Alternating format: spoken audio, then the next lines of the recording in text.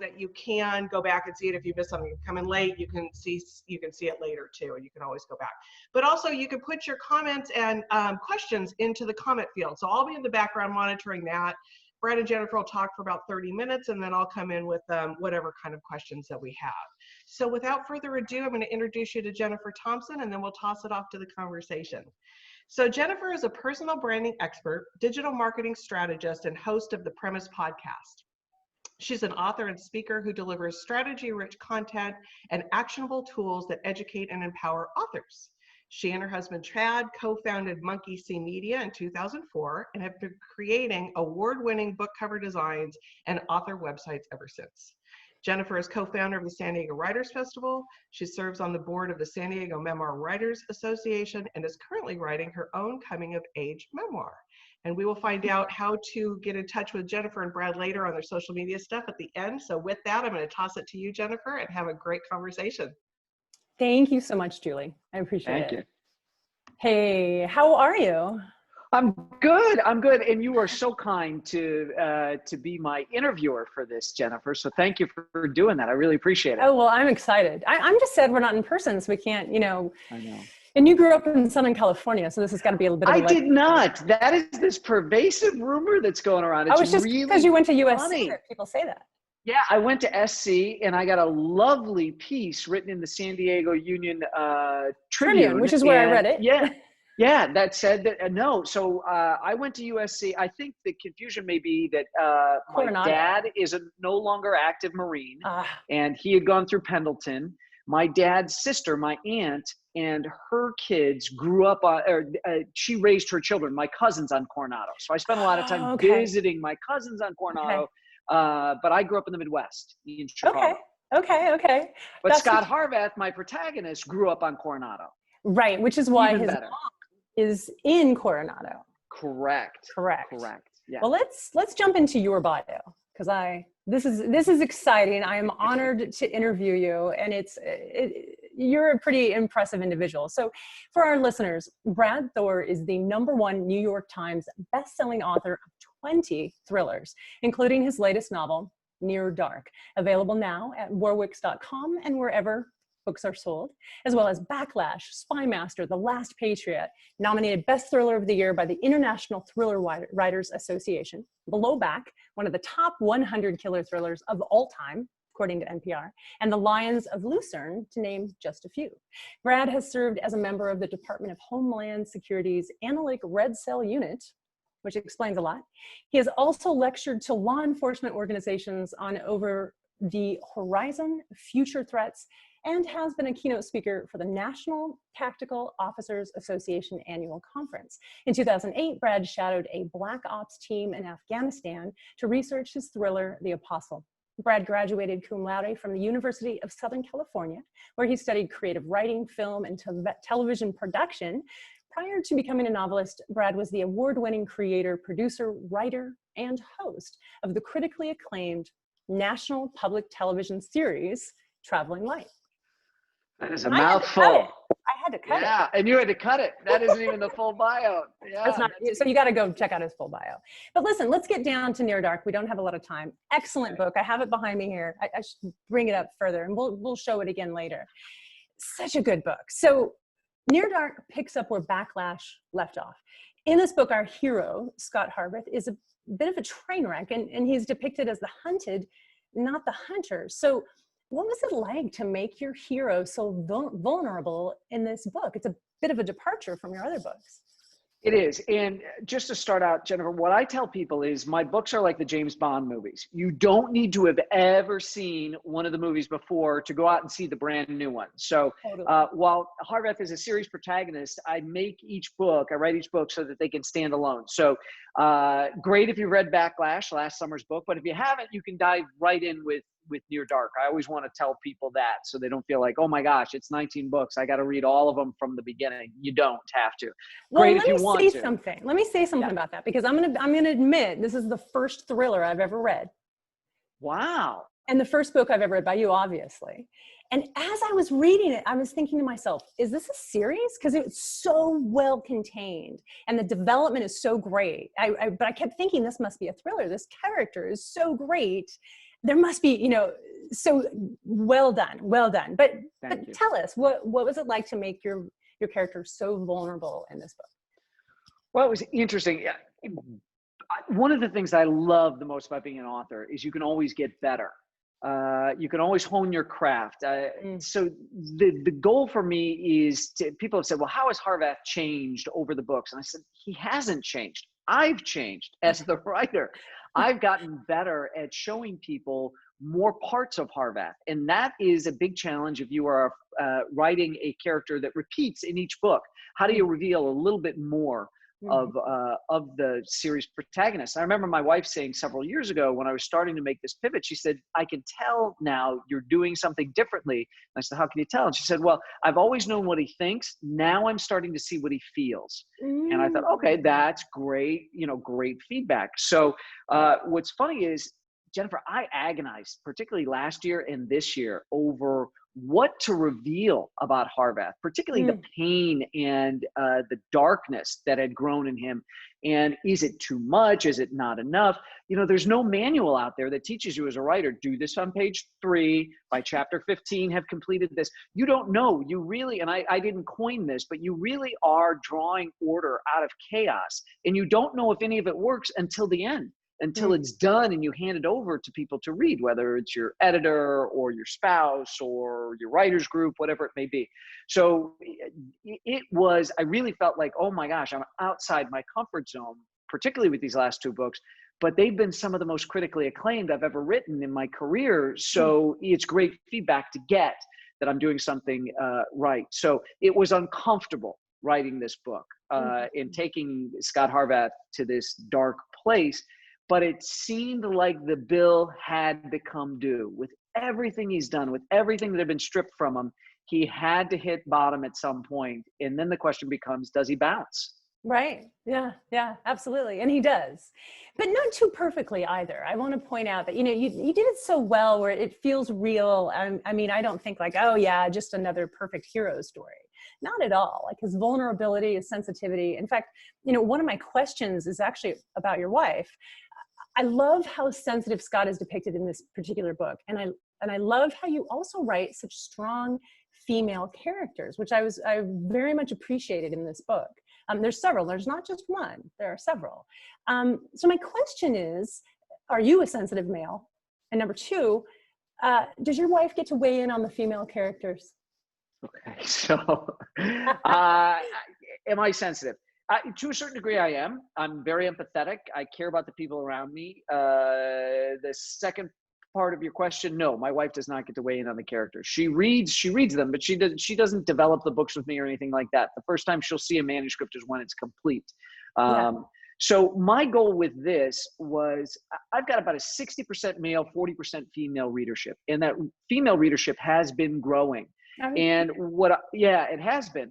So what I wanted to do, I'm surrounded by incredibly intelligent, very talented women, whether it's my wife, who's a physician, whether it's my editor, my agent, the VP at my company, and I have an incredibly brilliant and talented daughter. And female characters in my books have never been window dressing. They've never been sex objects or anything like that. They've always been integral to the solving of whatever the problem was in the book. My protagonist can't get to where he needs to go. He can't solve the problem in the book without the assistance of a strong, bright, brilliant, most of the time, every time actually, female character. But what I wanted to do special with this one, and this was really interesting for me, I wanted to create a female character to ride herd alongside my male protagonist that was just as good, if not maybe better than he was. And just as quick-witted, just as fearless, just as talented, just as experienced, and just as broken, too. This did not have to be some woman that swept in to rescue him from himself and all this kind of stuff. No, this was somebody who's very, very guarded and broken and all that kind of stuff. So I wrote this with the hope that it was really going to appeal to female readers and resonate with them. And what's funny is the book's only been out for a day, and a lot of my readers have already read it. They super fast read. They've gone right through it. They've read it. And I've heard from tons of female readers, we love this Norwegian spy solving Kolstad. But you know what's funny? I've heard from even more male readers that say, she's awesome. I love her. One of the Nice. best characters you've ever done, Brad. Awesome. So it's great to hear it from both sides. Yeah, absolutely. This book does, I mean, I can see why people would read it in one sitting. I mean, it's brilliant how the end of every chapter is a cliffhanger. The end of every chapter, you're like, oh my God, I got to get to the next book. In fact, at one point I was reading, and Chad, my co-host on the premise, was sitting in the room with me, and I made him stop what he was doing. I said, listen, and I read him the last sentence of the first 9 chapters.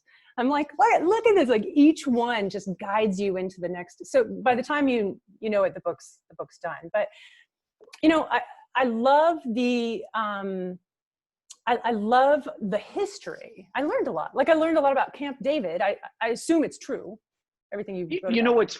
what's funny is that I lived in LA when I went to the University of Southern California. And one of my neighbors is an attorney. He was out of the Navy. He'd been a JAG attorney and everything. Super, super nice guy. And we were friends. And he's now the national security advisor. And I sent him, so he works in the White House, and I sent him an early copy of the book. And he read it and he called me. He goes, when did you go to Camp David? And I said, I've never been to Camp David. He goes, who did you talk to? Yeah. Who worked at Camp David? I said, I can't tell you who my sources are. He's like, I'm the national security advisor. You have to tell me. I'm like, lips are sealed. I'm not saying anything. And then it was really funny. I did an event with the Reagan Library up north of LA. And the director of the library asked me, he said, when did you go to Camp David? He said, you nailed Camp David. So it's really, really funny that I've heard, from two experienced people who said, you really got it. And I said, I've got good contacts. And so it's fun. Jennifer, at the end of the day, my number one job is to entertain you. I want to give you a great escape now more than ever. I want people to open this book, forget about everything else that's going on in the world, and just have a great, great ride. Yeah. But if you close the book and you've learned some things that I've peppered in there, that's the icing on the cake for me. That for me is a value add, a bonus, especially when you're not trying. This isn't a textbook. I'm not a teacher. I'm just trying to give you fun. So that's neat that you took some cool things away from it. Well, thank you. Yeah, I appreciate that. I was like, God, this is so good. Like, I felt like I was there, and I thought, oh, well, it's clearly he's been there, or he's making it up, and it's really good. Another thing I wanted to mention, in the book, there's a scene where they're talking, and there's this fear. I think it was that if Russia invaded Lithuania, I think, would America step in? And they're like, they might not. Americans are sick of war. And this is the thing that I think I heard you say was in another book. So I guess you're entertaining us, but I think you're also trying to impart, there's some politics that come into play. Is that true? Absolutely. You can't do the espionage stuff without the politics, because politics and espionage are intertwined. Politics and warfare are intertwined. As long as we've gotten together and picked up good rocks that'll throw good at the other tribe and sharpen sticks, there's been politics involved. Right. So this idea, as everyone has been focused on some different geopolitical things, I've been really concerned about the state of NATO, particularly because we are very war weary in this country, because we've been at war for so long in Afghanistan and Iraq. And I really kind of picked up my head and took notice when Russia invaded Crimea, and basically nothing happened to them. They got to take it. And we had actually signed an agreement with Ukraine saying, because a third of the Soviet nuke arsenal was in Ukraine after the breakup of the Soviet Union. And we said, please, please, if you allow us to help you decommission these weapons, we will promise you nobody will ever invade you. We will protect you. And the Ukrainians said, okay, get Russia to sign this agreement too. And we're like, okay, but agreement with Russia doesn't mean anything. They're like, just get them to sign it. The fact that America is going to protect us. And then the Russians took it and we did nothing. I mean, we threw them out of the G8 and there were strongly worded letters and all this kind of stuff. But what it did was it empowered Russia. And so as I have my thriller writer hat on, I look at these small NATO member states on the Baltic, places that a lot of Americans couldn't find on a map, maybe have never even heard of, much less would they want their sons and daughters going there to bleed and die. And so I thought, okay, what would a smart nation do? Well, if they knew this, they'd probably say, how do we avoid being dragged into war? Because we're member of NATO, and Article 5 of the NATO Treaty says an attack on one is an attack on all. We have to come to the defense of our fellow NATO countries. And that article the trigger on that has only been pulled once. And we did it after 9/11. We asked all our NATO partners to help us in Afghanistan. So I just thought that was the new Cold War. That's the new area. That's the hot thing to be writing about. And that's how I got in there. So you wouldn't think somebody putting Lithuania in a book would be sexy, but hopefully I've done it in such a way that it's fun and it's engaging. And you're like, whoa, boy, I hope this never happens. Yeah, absolutely. No, I definitely paid attention to that. And I was like, And I mean, how much do you think pop culture has a responsibility to educate and make people aware of things like this that are happening around the world? Well, I think artists have a way of crystallizing things and making them easy to understand. I think that's why in totalitarian regimes, the tyrants come for the artists and the educators first. Amen to that. They pose the greatest threat. They're able to boil things down and make it understandable for people. And so my number one job is to entertain. So I'm not necessarily, again, it's not a textbook. I'm not trying to get on a soapbox. My job is to make people lose themselves for however long it takes to write a book. But I think the bedrock of a thriller, a good thriller, are getting the details right and also giving people a plot that could explode on their doorstep tomorrow. That could actually happen. Exactly. So I do international thrillers, and I'm dealing, like I said, with espionage and special operations. And so the geopolitical is part of that. I don't make up countries and they stole a nuke from this country. I don't want to deal in the fantasy. I want to give people I want to take them right up to the hedgerow and let them peer over into that real world and see how it works. And then I love hearing, whether it's from SEALs on Coronado or people at Fort Bragg with Delta, I love having people say, man, you nailed it. This is exactly the kind of stuff, either this is the gear we used, you nailed the tactics, or you know what, you're dealing with some of the inner office stuff that we have to deal with that's kind of hampering us from doing the job, or you nailed what our families are dealing with at home while we're overseas, or so again, I'm supposed to keep you turning those pages. If I'm doing that, I'm doing my job. And if you close the book smarter and having learned a couple of things, then that for me makes me feel really happy. Because I've tried to give you a bonus too. Yeah, absolutely. That's awesome. Well, thank you. Thank you. I'm so glad that I got to read it and I get to have this awesome conversation with you. Well, I want to go back to your wife. She's played an integral part, my understanding, in you becoming a best-selling thriller writer. So absolutely. Can you talk to us about how you met your wife and how that transpired?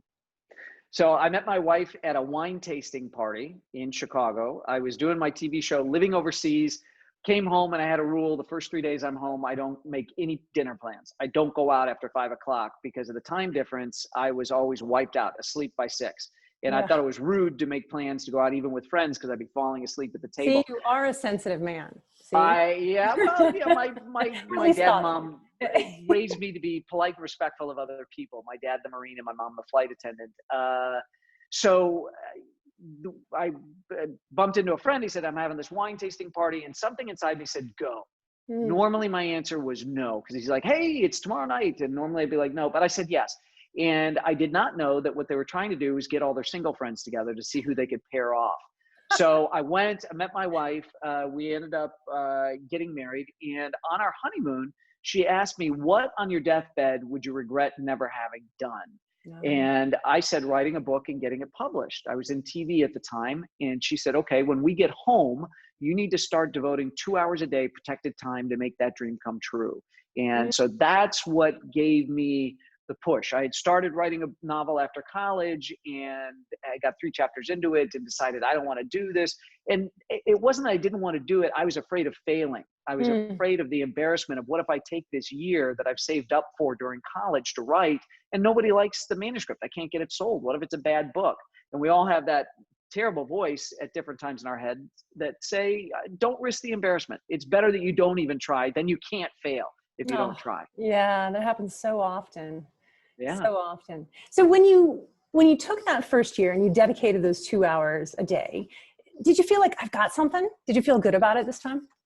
It did feel good because the 2 hours actually grew to 3, grew to 4, grew to 5. I was actually You spending a couldn't lot stop. of time doing it. Yeah, it was pouring out of me. It was pouring. It was like a dam had burst. Mm. So yeah, it felt terrific. And finishing that first book, I felt like this is what people who run their first marathon or climb their first.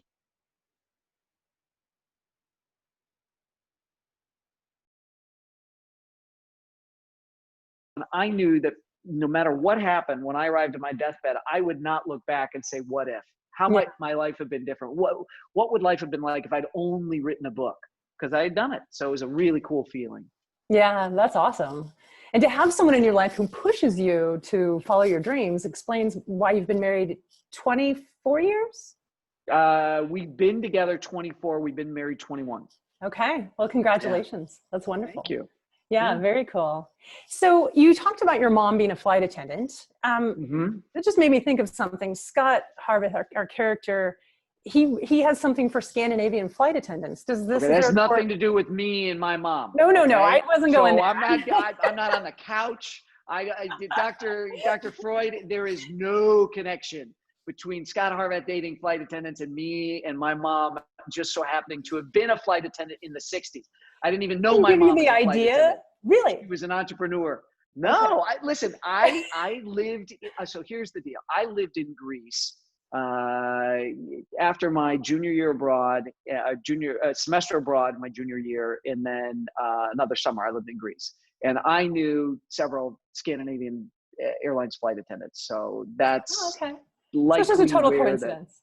Yeah, total. I mean, I could have made them race car drivers. I just happened. And it for me, it made sense because I kind of knew, I thought about Harveth was going to have relationships. I thought, that's a cool way to get the call sign Norseman. It's kind of funny that his buddies in the SEAL community would call him Norseman because all he dated were Scandinavians. But there was also this underlying almost fear of commitment on Harveth's part. So what kind of person can you date where commitment's impossible? Basically somebody who's geographically undesirable or somebody that comes but then leaves, right? Yeah. He leaves all the time. So do they. They're not based in LA. They fly in and out of LA and see him when they come into town. So that played on a different level that I thought really, really worked. There was no way they were going to ever make their schedules work. It was fun when it was fun, and that was it. It was never going to get serious. And that really summed up who Harveth was, particularly as a young SEAL. Well, I think it had to be that way too, because he's such a good guy. He's not going to just randomly date women and not call them back. So right. I think it had to fit into the scenario of who he is as a person, at least the Scott that I've come to know. Yeah, absolutely. I've heard you say in an interview that everything happens for a reason and everything works out for the best. Where did you get that? And do you live your life by that? Like, talk to us about that. Yeah, I do. I think I grew up hearing that in my house. My mom was very optimistic, very positive. We're not Hungarian, but I grew up in Chicago with terrible winters and I wouldn't want to wear a hat or a scarf because I thought it looked stupid. And my mom would say, the cold has no eyes. The cold can't see you, which is an old Hungarian saying. At least she told me that it was. But this idea of everything happens for a reason and it all works out for the best is something that I heard growing up all the time. And this was the joke with my wife actually during our honeymoon, because the last leg of our trip from Munich to Amsterdam was the only overnight train ride where we couldn't get a private compartment. And every city, hamlet, burg we went to on our honeymoon, I'd find a train station and say, has there been a vacancy? Can we get a private? Can we get a private? And I was ruining every day. We were spending ridiculous amounts of time in train stations. And she said, you're the one who tells all your friends everything happens for a reason and it all works out for the best. And I'm like, yeah, well, that's when I get tired of listening to them moan about their problems and I want to shut them up. I tell them, don't worry, it all works out for the best. And then it turned out that she was right. We ended up, that last overnight train compartment we shared was a lovely brother and sister from Atlanta, Georgia, who were fans of my travel show on public television. And the sister loved books. I love books. And so we talked about books all night, got very little sleep. And the next day she said, oh, by the way, you're going to go back to the States and film more of your TV show. And I said, well, actually, I've decided that I'm going to write a novel. And when we pulled into the train station in Amsterdam and went to trade business cards, I looked and she was the sales rep for Simon & Schuster.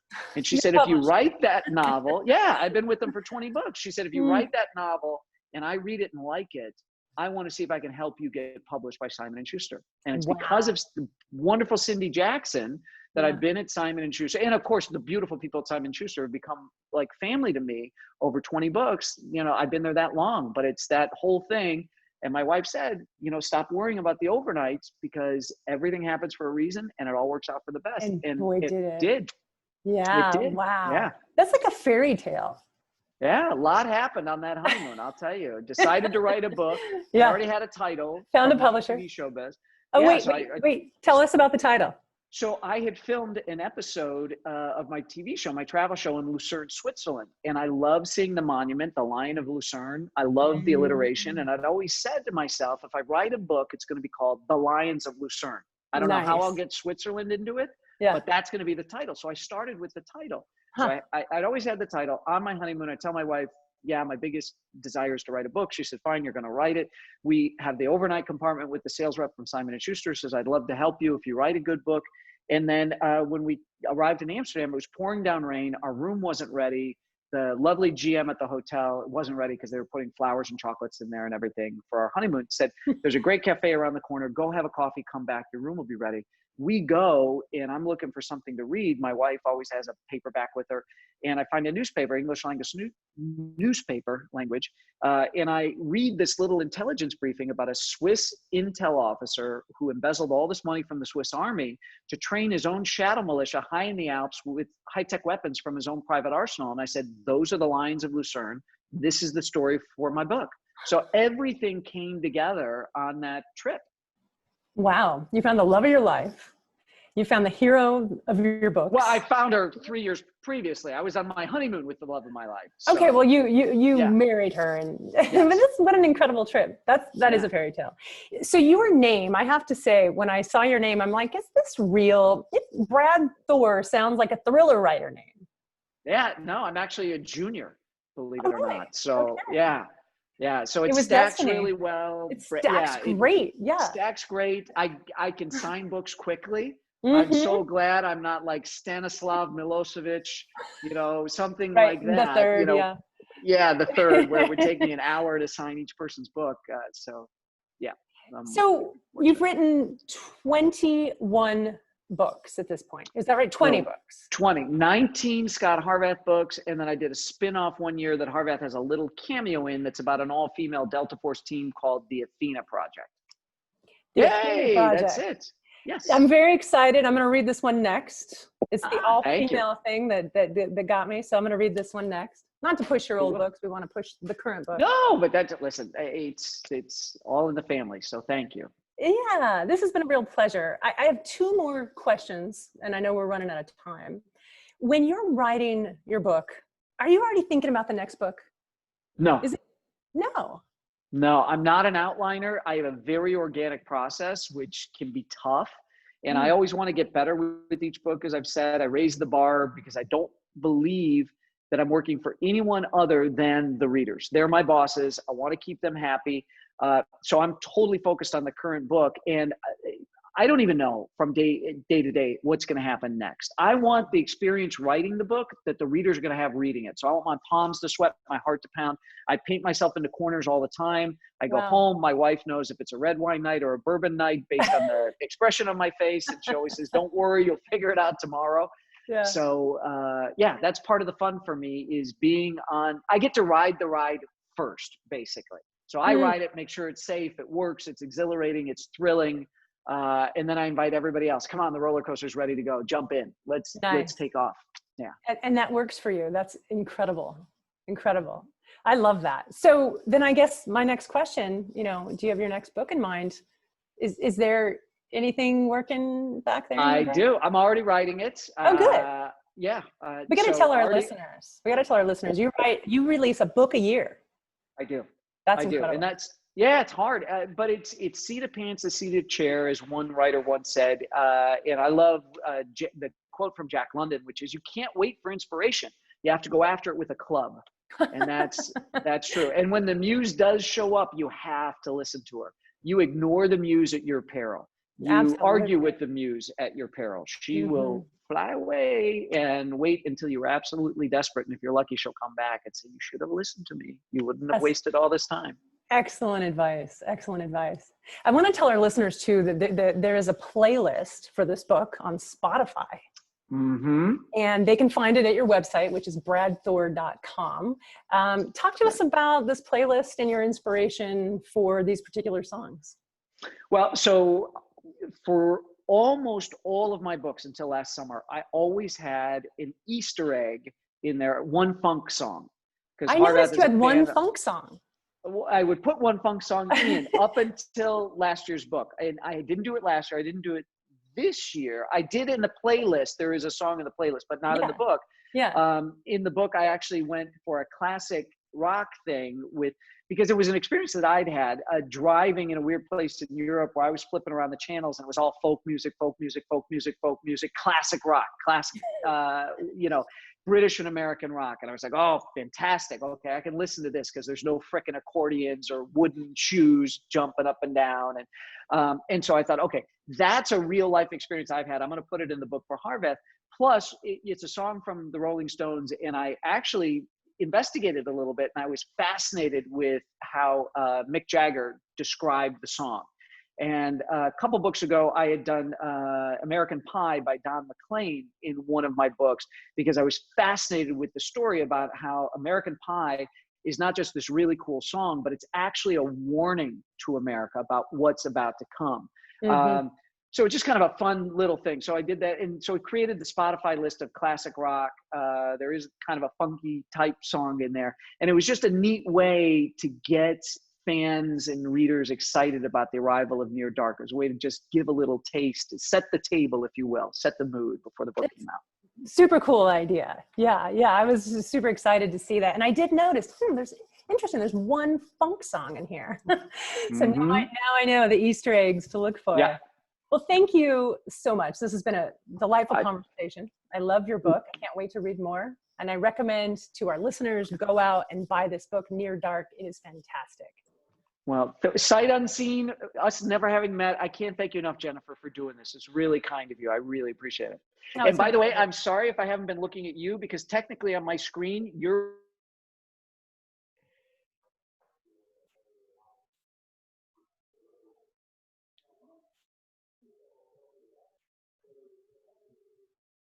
good job. I noticed that you looked at the camera and at me a lot, and I was like, wow, he's really good at this. So I'm trying. I took off my awesome. glasses because the lights get reflected. I'm trying. We're all adapting, right? In the COVID era. That's right. We are all learning. Hi. Yeah, we are. And speaking of all the technical issues, and we need to apologize to the listeners out there, Facebook had a little bit of an issue.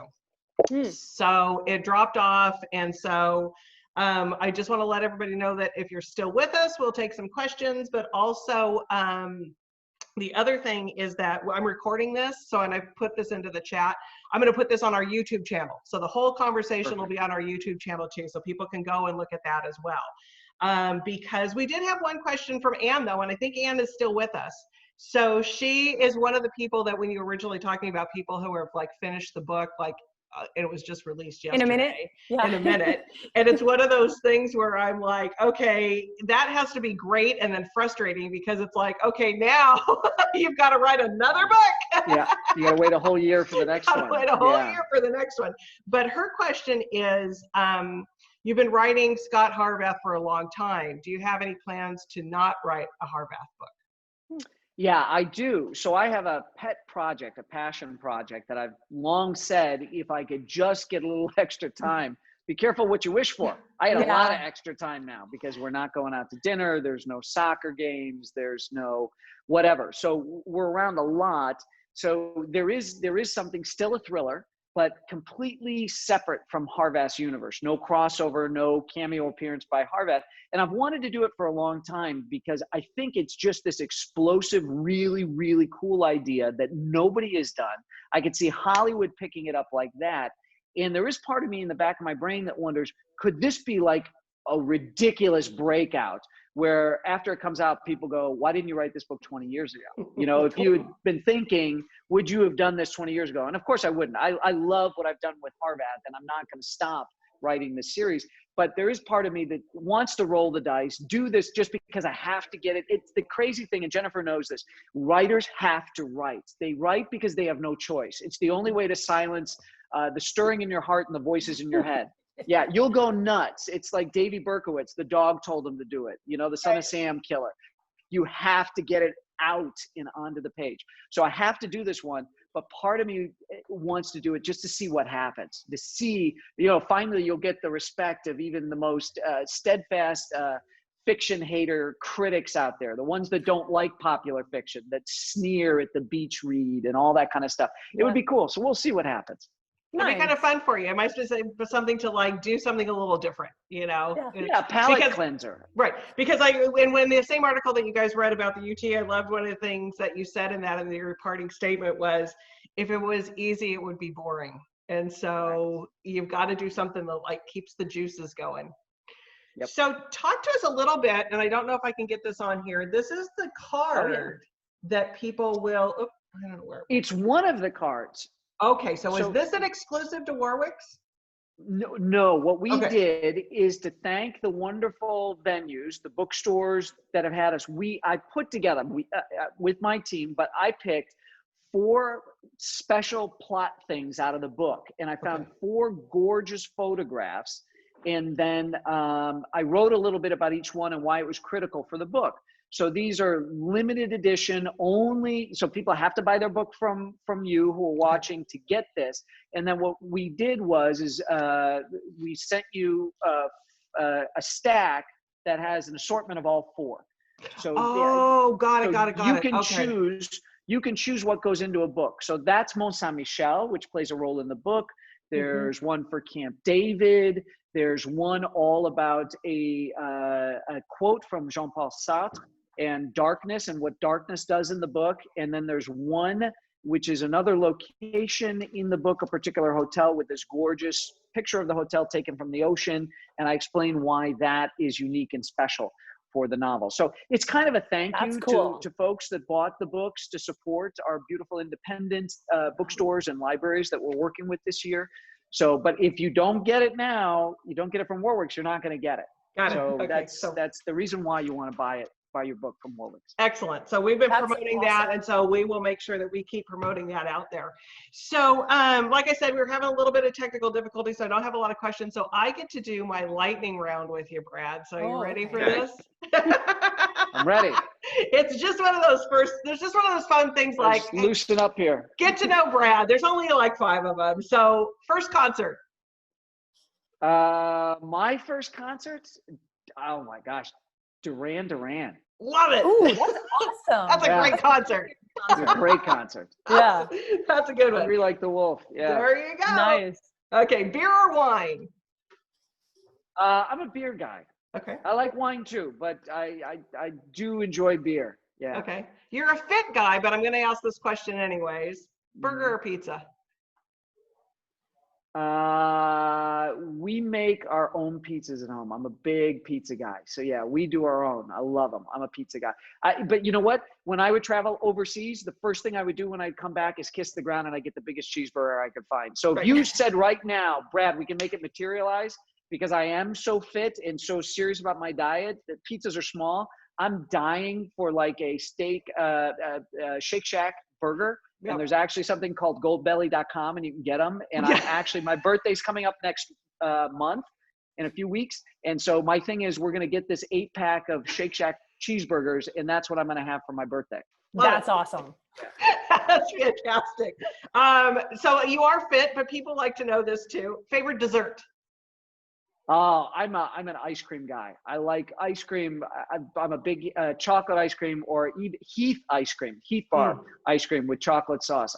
I love ice cream. I could just go and go and go. And what was it? Everything but the best. Ben and Jerry's. And my son, I used to eat it all the time before my son was born until we found out he had a peanut allergy. And that's got Reese's peanut butter cup stuff in there. And we have no peanuts in the house. So that used to be my favorite, but now Heath bar ice cream has taken over. And I love the Klondike bars with the Heath ice cream inside. Oh, fantastic. My husband's all over that too. And last one is, what is the first place that you want to go to when this is lifted, when the travel is lifted? Where will you go? Greece. Again. Back to Greece. Yeah. Back to my island in Greece. Yeah. Nice. Awesome. Well, this was a fantastic interview. Jennifer, tell people out there where they can find you, and if they want to follow you, what's the best way to do that? Okay, but I want to ask Brad one more question. Okay. Can I do that? Of course. I had like 50 questions. We only got through like a third of them. Throughout reading your book, I found myself excited about food. At one point, it was 10 o'clock at night, and I wanted to get up and go make myself an omelet because of the way you described an omelet. And I thought to myself, this guy cooks. Am I right? Yeah, I do, but that omelet that I write about in the book actually exists. It's considered one of the best omelets in the world. I've been to that restaurant twice. Okay. I went once, and then another time I took my wife there. Actually, on our honeymoon, we had gone. So that omelet exists. So, but it's fantastic. It's great. But yeah, I cook. My wife's a much better cook than I am. And I probably am not shouldering enough of the load during the pandemic. So I am on the New York Times website. I subscribe for their food section because you can get the great recipes and keep them in a recipe box. Yeah. So I'm actually very proud that I've been finding stuff that even my picky eater daughter likes to eat. So God bless the New York Times food section. It's been fantastic for me. Awesome. Yeah. Well, thank you. I'm glad I got to answer that question. It was very important. Welcome. Food's an important question in this shutdown. Yes. That's exactly right. So people can follow me at monkeycmedia.com, our company, and they can listen to The Premise at thepremisepod.com. And you can follow us on Twitter at premisepod.com, at podpremise.com. Opposite, yeah. Okay. Yeah. And then Brad, how about you? What's your favorite is Twitter? What's your favorite form of keeping in touch with your fans? Yeah, so I used to be big on Twitter, and I dialed back. And the day I was like, yeah, I'm just not happy here. Everybody's really angry and fighting a lot. And that day I saw the perfect tweet, which says, Twitter is like giving the dumbest person you know a bullhorn. And I just said, that nails it. I'm out. I'm out. So I post fun pictures on Instagram. I converse with fans and have lovely conversations with some of the most beautiful people on Facebook. And you can find my Instagram, find my Facebook, all via bradthor.com. That's the great clearinghouse. I try to put up extra stuff for fans there, some behind the scenes stuff, or a little bit deeper look at cities that are in the book. I do little travel guide things and stuff. So bradthor.com is a lot of fun. Just go there. It'll lead you to everything else. I was so impressed by your website because, I mean, we build websites for authors, and I'm constantly telling them to engage and give something extra and, give people a reason to come back, let them get to know you. And you just nailed it. I love your website. Nice job. Well, you're in the biz, so that's high praise indeed, Jennifer. Thank you. Because I loved watching you when you were on do you still get to do the Today Show and do the Recs on the Today Show? Well, it's funny. I was scheduled to go before coronavirus really exploded, and I felt bad. I felt like, okay, I'm the sky is falling guy. And I had to tell my publicist, I said, David, I can't do it. Please tell them I love them, but I'm really worried. I think New York, they're not there yet, but it's going to explode. I'm hearing things. I'm just uncomfortable. And I canceled. And like 2 days later, everybody started doing remote from home.